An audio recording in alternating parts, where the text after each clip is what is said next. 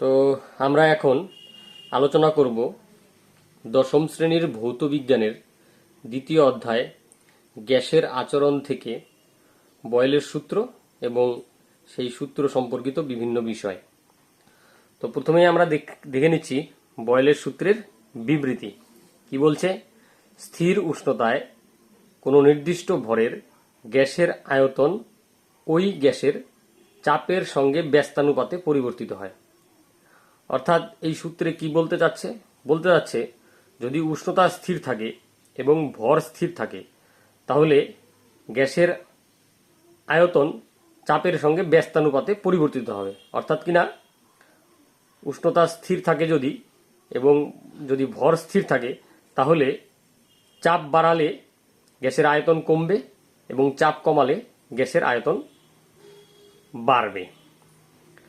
এই সূত্রের গাণিতিক রূপটি কি?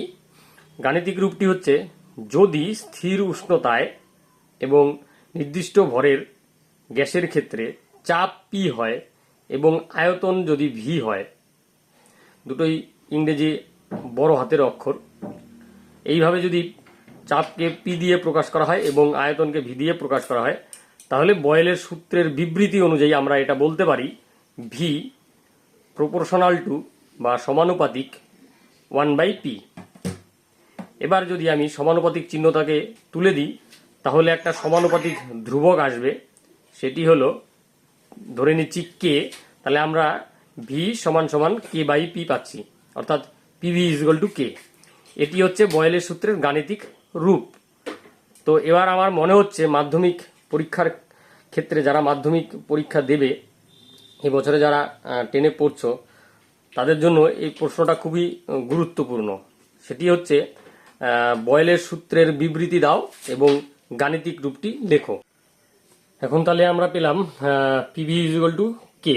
বয়েলের সূত্রের গাণিতিক রূপ থেকে আমরা পাচ্ছি পিভি ইজুয়াল টু কে। এখান থেকে আমরা সহজেই লিখতে পারি P1 V1 equals to P2 V2, যেখানে P1 কি? P1 হচ্ছে প্রাথমিক চাপ, V1 হচ্ছে প্রাথমিক আয়তন, P2 হচ্ছে অন্তিম চাপ এবং V2 হচ্ছে অন্তিম আয়তন। এই সমীকরণটি ব্যবহার করে আমরা বয়েলের সূত্র সংক্রান্ত যে বিভিন্ন গাণিতিক সমস্যাগুলো রয়েছে সেগুলিকে সহজেই সমাধান করতে পারবো। এখন আমরা আসছি বয়েলের সূত্রের লেখচিত্র। সেটি কি? সেটি হচ্ছে P বনাম V লেখচিত্র। এবার বয়েলের সূত্রে কি বলছে যে উষ্ণতা যদি স্থির থাকে এবং গ্যাসের ভর যদি স্থির থাকে তাহলে গ্যাসের আয়তন তার চাপের সঙ্গে ব্যস্তানুপাতে পরিবর্তিত হয়। আমরা ধরে নিচ্ছি গ্যাসের আয়তন ভি এবং গ্যাসের চাপ হচ্ছে পি। তাহলে সেক্ষেত্রে আমরা যে সমীকরণটি পাচ্ছি বয়েলের সূত্র থেকে সেটা হচ্ছে পি ভি ইজুয়াল টু কে। এটি এক্স ওয়াই ইজুয়াল টু ধ্রুবক, অর্থাৎ সমপরাবৃত্তের সমীকরণ। এই সমপরাবৃত্তের সমীকরণের সঙ্গে তুলনা করে আমরা যদি এক্স অক্ষ বরাবর আয়তন ভি এবং ওয়াই অক্ষ বরাবর চাপ পি ধরি তাহলে আমরা যে লেখচিত্রটি পাবো তার প্রকৃতি হলো সমপরাবৃত্ত। এই লেখচিত্রটি অঙ্কন করার ক্ষেত্রে আমাকে একটুখানি খেয়াল রাখতে হবে যাতে এই যে এই অংশটুকুন আছে এই অংশটুকুনে আঁকতে গিয়ে অনেক সময় আমাদের হয়ে যায় এই অক্ষের সঙ্গে সমান্তরাল।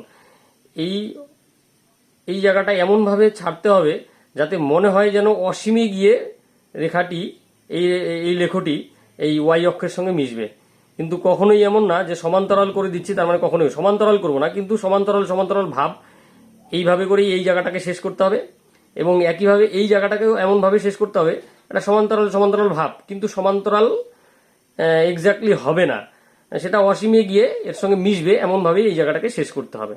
একদম সমান্তরাল করে অনেকটা টেনে দিচ্ছি, এইদিকেও সমান্তরাল করে অনেকটা টেনে দিচ্ছি, তাহলে কিন্তু সেই লেখচিত্রটি ভুল হয়ে যাবে, সেটি ঠিক হবে না। এইভাবে করে আমরা বয়েলের সূত্রের ক্ষেত্রে পি বনাম ভি লেখচিত্র অঙ্কন করব। এটা বাড়িতে বারবার প্র্যাকটিস করতে হবে, নাহলে কিন্তু পরীক্ষার হলে গিয়ে লেখচিত্রটি ভালোভাবে আসবে না। এই লেখচিত্রটিও এবারের মাধ্যমিক পরীক্ষার্থীদের জন্য খুবই ইম্পর্টেন্ট, মানে আসার সম্ভাবনা খুবই রয়েছে।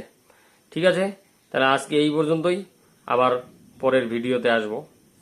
ধন্যবাদ।